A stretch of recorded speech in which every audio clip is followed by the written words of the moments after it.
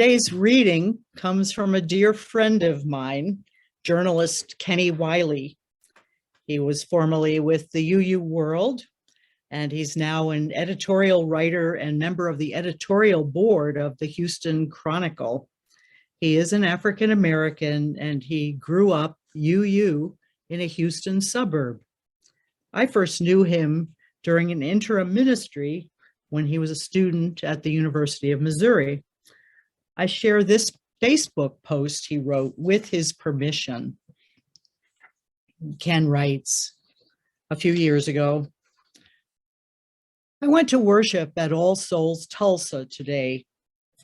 Bishop Carlton Pearson talked about, among many other things, the fact that some churches feel like gated communities.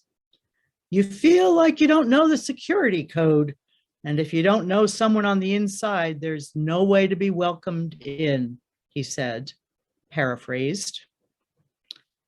And then Kenny says, a lot of Black UUs and other people of color feel this way about our faith.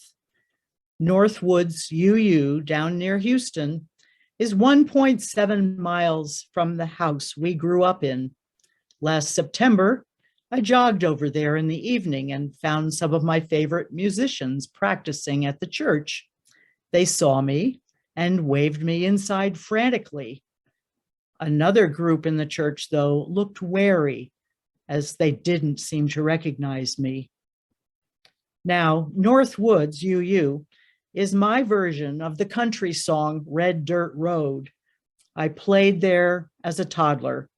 It's where we went after 9/11. I preached my first sermon there. My mom's memorial service was there. If any place in the world is home to me, it's there. Both my parents served as president of the church board, but until someone recognizes me, even my church home doesn't feel totally safe. Unitarian Universalism is changing. It's changing because it needs to. It's changing because a whole host of folks of color are tired of feeling like outsiders, of being made to feel like guests in a faith that we helped build.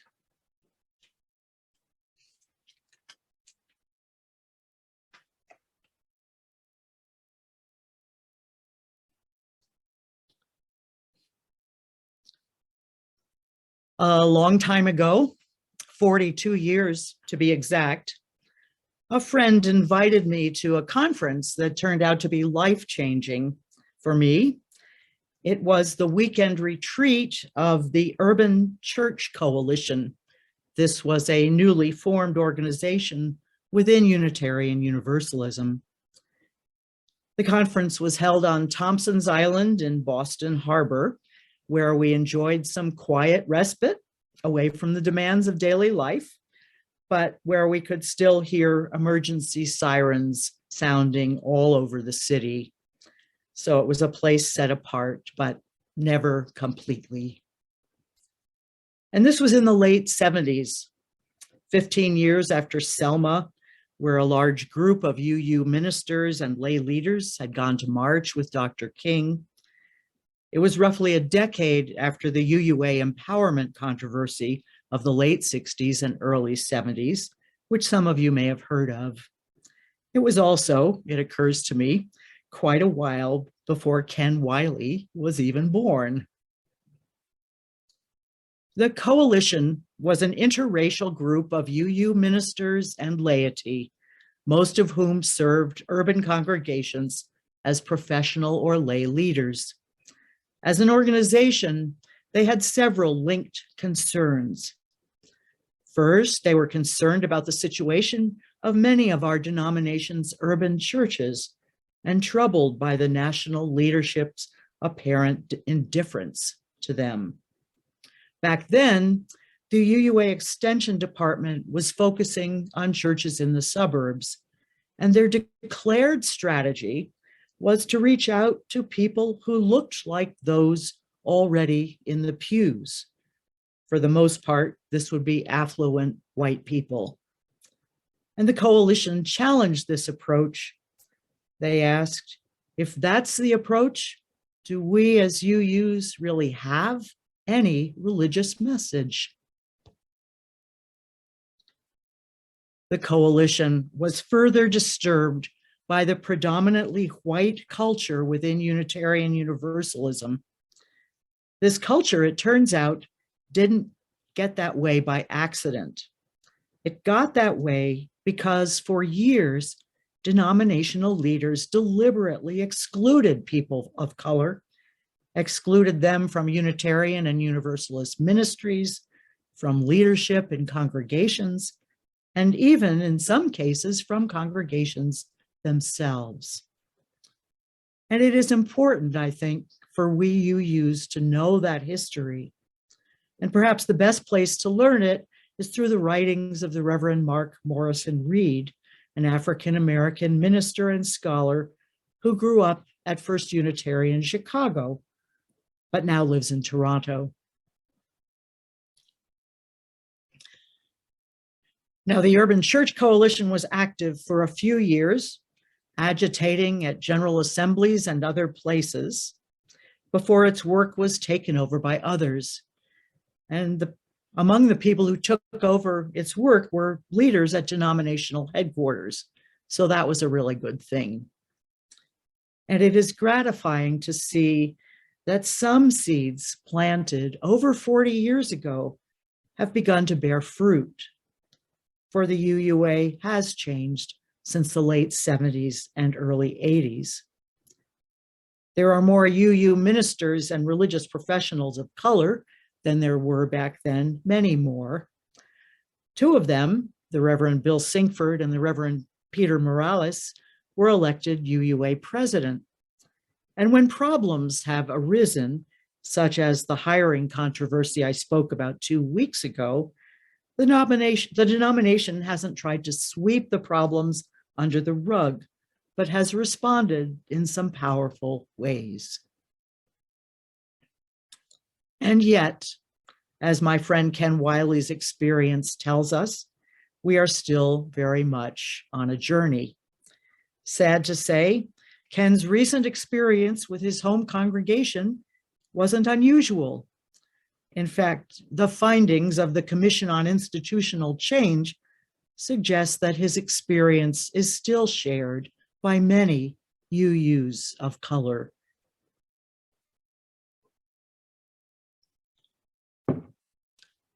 In its 3 years of investigation, from 2017 to 2020, the Commission invited people to submit testimony about their lived experience within Unitarian Universalism. And based on hundreds of responses they received, they concluded that dominant culture UUs continue to repel many of the people who would otherwise provide the resources to fuel our continued growth. Through our predominantly white congregations and organizations may see themselves as welcoming, they continue to mirror the kinds of harms done to people of color and other marginalized groups in our larger society. The Commission added, on this note, we stress that when we are inhospitable to one group, others who experience marginalization notice, and our sacred spaces become unwelcoming to them as well. Now, Ken's experience of unwelcome, consisting of distrustful looks from those who didn't know him, is one example. Another is verbal microaggressions, often unintentional, committed by white UUs. And the Commission names some of these, asking a person of color, where are you really from? Or telling a Latinx person who was born in the US, you speak English so well. Or assuming a Black person is new to Unitarian Universalism, or insisting on touching the hair of this person's child. Or asking a person who has just come in the door for the first time, welcome, Do you want to join the racial justice team? I kid you not, all of these and more have happened in UU congregations. And when they happen, is it any surprise that many of them who experience them come once and then don't return? To counteract incidents like these, the Commission has offered a series of recommendations, which include support for caucuses and conferences for UUs of color, and quality leadership training in anti-racism for UUs of all identities. And these are important technical solutions. They should be implemented. But it occurs to me that the really important adaptive change, the mind-boggling change that we have to live into, is reframing our ideas about what welcome is and what hospitality is. And eventually, this might lead to reframing our ideas about what it means to do church or be the church. So, hospitality. It's worth noting that the word is derived from the Latin word hospice, meaning visitor or stranger. And before Latin, we had the ancient Greek word philoxenia, which means love of the stranger. In other words, true hospitality encompasses more than having friends over for dinner or serving coffee after worship to people we already know, worthy as those things are. Hospitality is embracing the stranger, extending care to people we don't know, and it's about extending a welcoming arm to a loving arm to people who are different from us, sometimes very different. In a UU context, this includes not only people of different ethnic origins, but also people of different theologies, different ages and generations, different sexual orientations, different gender expressions, different sizes, different economic circumstances. A few weeks ago, when the Reverend Kiyama Rahman was with us, she was asked about building diversity and extending hospitality in predominantly white areas like Livingston County. And I thought her response was on target. Rather than lament the apparent lack of diversity around us, why don't we look for the differences that are right in front of us, but sometimes pass unnoticed? And I was thinking, well, what might those be for CUUB? And I can think of two possibilities. I'm sure there are more.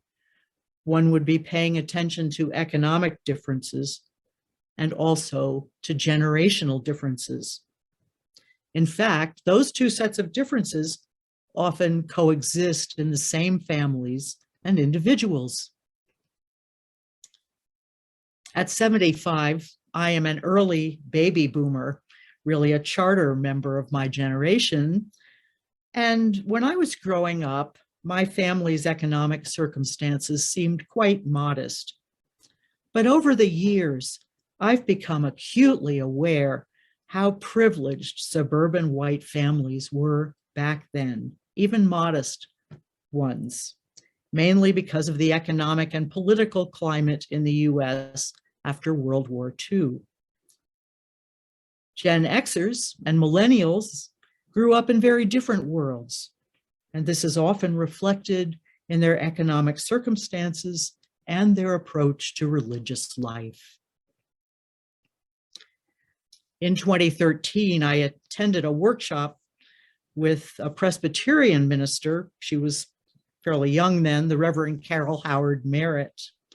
And at the time, Reverend Merritt was writing about ministry with adults in their 20s and 30s. With her 40th birthday looming, though, she was on the verge of leaving that cohort. Reverend Carol invited us to consider a hypothetical young adult, unmarried, looking for a spiritual home. She invited us to imagine that this young person is still building a first life structure for themselves and doesn't yet know where they'll settle, if they do. Because of this, they are not in a position to make a forever commitment to a committee or to take on a big volunteer job. They may not be prepared even to make a modest pledge. And for people in this young adult's position, cultural assumptions in churches can be very oppressive. These folk will be very sensitive to cultural shaming from some older members who expect them to see church the same way it's been seen in the past. And yet, here is this young adult right in our midst, longing for connection, longing for a spiritual home. And this person may or may not care whether there are many young people their age at the church. What they will notice and care about is this: how are they received? Are they welcomed warmly for themselves? Are they embraced as a person of inherent worth and dignity? Or will they be valued or not only for how useful they are to the congregation's agenda, the agenda already in place? What can they contribute to the budget, for instance? Or how many volunteer hours can they offer? To this person and to anyone who's a stranger in our midst, we have the opportunity to extend hospitality from the heart. And this could have many facets. As we begin to emerge from our 2-year quarantine, it's a great time to envision new ideas, new possibilities. And one place to start might be to turn away from the assumptions we tend to make about people and what they need, what they're looking for. Turning away from assumptions and learning instead to ask questions, interested questions instead, about what folks think, about what they need. The Reverend Leslie Takahashi, who chaired the Commission on Institutional Change, puts it this way, and I'll close with her words. Perhaps it is to practice questioning more than answering, listening more than questioning, learning more than knowing or think we know. Perhaps it is to drag out a slightly unordered collection of truths into our tidy sanctuaries on Sunday mornings and not be afraid if the whole mess isn't detangled 2,000 words later. Perhaps it is being there to say, I don't know the answer, but I will still be with you in your pain, and not shunning those whose complexities defy our easy molds. Personally, I find solace in learning from those who live in this complexity on a daily basis and letting their wisdom be a guide. Perhaps it is to honor that those who came before us and those who lead now and those who will come after us all bear truths, and that all of these truths are still worth carrying. So may it be.